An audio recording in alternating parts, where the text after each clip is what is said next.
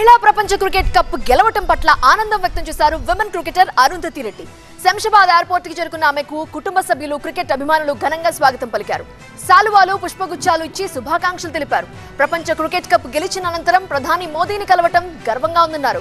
తన తల్లికి ప్రధాని మోదీ అంటే ఎంతో ఇష్టమని, ఆయనని కలిస్తే తనకి చెప్పాలని తల్లి చెప్పినట్లుగా ఆమె చెప్పారు. ఇక నుంచి మహిళల క్రికెట్ జట్టుకు నమ్మకం మరింత బలపడుతుంది అని, ఇన్ని రోజుల అనంతరం ప్రపంచ క్రికెట్ కప్ గెలవటం పట్ల మహిళా లోకం గర్వించదగ్గ విషయం అన్నారు. మధ్యలో 3 మ్యాచ్లు ఓడిన తర్వాత పట్టుదల మరింత పెరిగింది కాబట్టి ఫైనల్లో గెలిచి సంబరాలు చేసుకోమన్నాం అని చెప్పారు. చాలా హ్యాపీగా ఫీల్ అవుతున్నాను.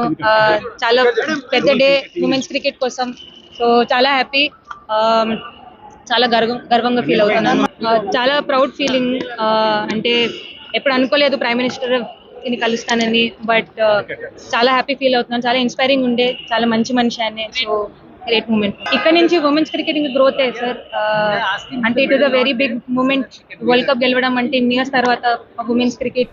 సో చాలా ప్లేయర్స్ ని ఇన్స్పైర్ చేస్తుంది. So looking forward.